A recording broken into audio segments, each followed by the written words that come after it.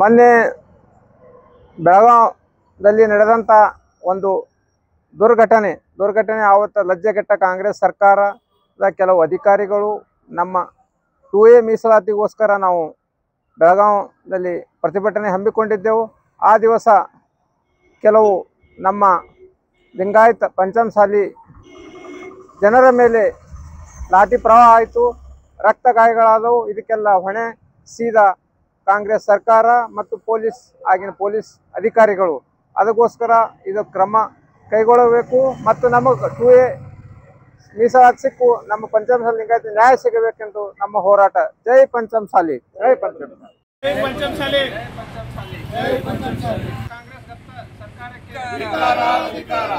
9ನೇ ವಾರ್ಷಿಕ ಸಾರ್ವಜನಿಕ ಕುರಾನ್ ಪ್ರವಚನ ಡಿಸೆಂಬರ್ 13, 14 ಹಾಗೂ 15ನೇ ತಾರೀಕಿನಂದು ಬಸವ ಕಲ್ಯಾಣದ ಸಭಾಭವನದಲ್ಲಿ ರಾಜ್ಯದ ಪ್ರಸಿದ್ಧ ಪ್ರವಚನಕಾರರಾದ ಜನಾಬ್ ಮೊಹಮ್ಮದ್ ಕುಯಿ ಅವರಿಂದ ಪ್ರವಚನ ನಡೆಯಲಿದೆ. ಆತ್ಮೀಯರೇ, ತಾವು ಬನ್ನಿ, ತಮ್ಮವರನ್ನ ಕರೆತನ್ನಿ. ತಮಗೆಲ್ಲರಿಗೂ ಆತ್ಮೀಯ ಸ್ವಾಗತ. ಒಟ್ಟು ಪಂಚ ಸೈನ್ಯವನ್ನ ಕುರಿತು ನಮ್ಮ ಕೂಡಲ ಸಂಗಮದ ಮಹಾಜಗದ್ಗುರು ಶ್ರೀ ಜಯ ಮೃತ್ಯುಂಜಯ ಮಹಾಸ್ವಾಮಿಗಳವರ ದಿವ್ಯ ಸನ್ನಿಧಾನದಲ್ಲಿ ನಡೆದಿರುವಂತಹ ಮೊನ್ನೆ ನಡೆದ ಬೆಳಗಾವಿ ವಿಧಾನಸೌಧದ ಅಸೆಂಬ್ಲಿಯಲ್ಲಿ ನಮ್ಮ ಹೋರಾಟವನ್ನು ಜಾರಿಯಲ್ಲಿಟ್ಟು ನಾವು ಜಾರಿಯನ್ನ ಮಾಡ್ತಾ ಇರುವಾಗ ನಡೆದಿರ್ತಕ್ಕಂಥ ಅಹಿತಕರ ಘಟನೆಗೆ ನಾವು ಖಂಡಿಸ್ತಾ ಇದ್ದೀವಿ. ಯಾಕೆ ಖಂಡಿಸ್ತಾ ಇದ್ದೀವಿ ಅಂದ್ರೆ, ಹೋರಾಟ ಮಾಡತಕ್ಕಂಥದ್ದು ಜನಸಾಮಾನ್ಯರ ಹಕ್ಕಾಗಿದೆ.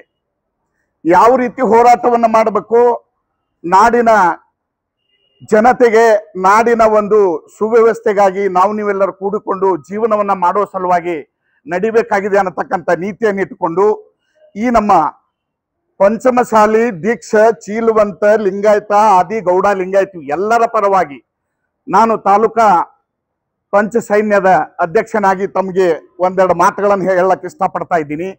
Knowledge park the creative school for quality and innovative education करें एक बेहतर कल की शुरुआत आज से. Sky sunshine school step towards better future. Noble public school. ಯಾವ ರೀತಿಯಾಗಿದೆ ನಮ್ಮ ಪರಿಸ್ಥಿತಿ ಅಂದ್ರೆ, ಬೆಕ್ಕಿನ ಕೊಳ್ಳ ಗಂಟಿ ಕಟ್ಟವ್ರು ಯಾರು ಅನ್ನತಕ್ಕಂಥ ಮಾತನ್ನು ಬಂದಿದೆ ಇವತ್ತು ಬಂಧುಗಳೇ. ಯಾಕೆ ಬಂದಿದೆ? ನಮ್ಮ ಒಂದು ನೀತಿ ನಿಯಮಗಳನ್ನ ಪರಿಮಿತಿಯಲ್ಲಿ ಇಟ್ಕೊಂಡು ಜೀವನ ಮಾಡಬೇಕಾಗಿದೆ. ಆದರೂ ಪ್ರತಿಯೊಂದು ಕ್ಷೇತ್ರದಲ್ಲಿ ಸಂಘರ್ಷ ಮಾಡಲಾರ್ದೇನೆ ಜೀವನ ಆಗಲಾರದು ಅನ್ನತಕ್ಕಂಥ ಮಾತನ್ನೇ ಹೇಳುತ್ತಾ,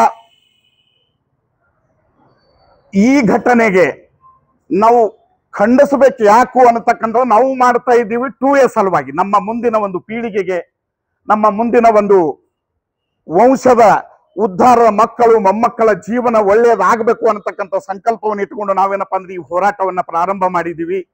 ಮೊನ್ನೆ ನಡೆದಿರ್ತಕ್ಕಂಥ ಆ ಒಂದು ಘಟನೆಗೆ ವಿರೋಧವಾಗಿ ಖಂಡಿಸ್ತಾ ಇದ್ದೀವಿ. ನಾವು ಯಾಕೆ ಖಂಡಿಸ್ತಾ ಇದ್ದೀವಿ ಅಂದ್ರೆ, ಹಿಂದೆ 12ನೇ ಶತಮಾನದಲ್ಲಿ ಬಸವಣ್ಣನವರಿಗೂ ಸಹ ಕೊಂಡಿ ಮಂಚಣ್ಣ ಅನ್ನತಕ್ಕಂಥ ಮಂತ್ರಿಗಳಿದ್ರು.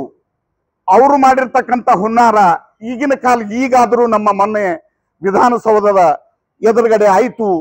ಆ ಆಗಿರ್ತಕ್ಕಂಥ ವಿಷಯಕ್ಕೆ ಅವರು ಮೊಟ್ಟ ಮೊದಲು ಕ್ಷಮೆ ಕೇಳಬೇಕು. ಯಾವ ರೀತಿ ಕ್ಷಮೆ ಕೇಳಬೇಕಂದ್ರ, ನ್ಯಾಯಯುತವಾಗಿ ಕ್ಷಮೆ ಕೇಳಬೇಕು. ಎಲ್ಲರೂ ನಿಮಗೆ ಸಮಾಜದ ಎಲ್ಲ ವರ್ಗದ ಜನರು ನಿಮ್ಮ ಆಸ್ತಿ, ನಿಮ್ಮ ಒಂದು ಅಂತಸ್ತು, ಎಲ್ಲರಿಗೂ ಸಮಾನ ಹಕ್ಕಿದೆ ಅನ್ನತಕ್ಕಂಥ ನೀತಿಯನ್ನು ತಾವು ಸಂದೇಶವನ್ನ ಕೊಡಬೇಕು. ಆದರೆ ಅವು ಕೊಟ್ಟಿದ್ದು ಸಂದೇಶ ತಾವುಗಳು ಲಾಠಿ.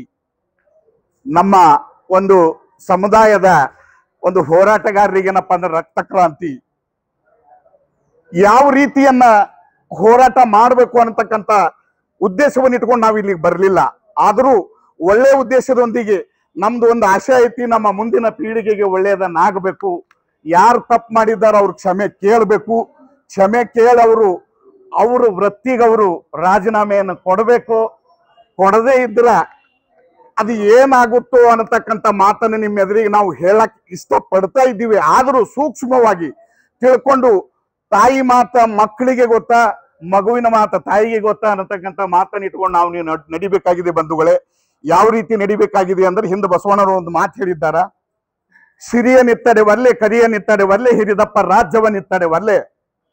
ಬೆಳ್ಳಿ ಕೊಟ್ಟರು ಸಿಗದಲ್ಲ, ಬಂಗಾರ ಕೊಟ್ಟರು ಸಿಗದಲ್ಲ, ರಾಜ್ಯ ಪದವಿ ಕೊಡ್ತೀನಿ ಅಂದ್ರೂ ಸಿಗ್ಲಕ್ ಸಾಧ್ಯ ಇಲ್ಲ. ಶರಣರ ಒಂದು ಸುಳ್ಳು ನುಡಿಗಳಿಗೆ ಒಂದೇ ಒಂದು ವಚನದ ಒಂದು ಒಳಿಗೆ ಒಂದು ವೇಳೆ ತಪ್ಪಾಯ್ತು ಅನ್ನತಕ್ಕಂಥ ಮಾತನ್ನಿದ್ರ ನಿಮ್ಮ ನೆತ್ತ ಕಾರಣ ರಾಮನಾಥ ಅಂತ ಜೇಡರದಾಸಿಮಯ್ಯನವರು ಒಂದು ಒಳ್ಳೆ ವಚನವನ್ನ ನಮಗ್ ಕೊಟ್ಟಿದ್ದಾರ.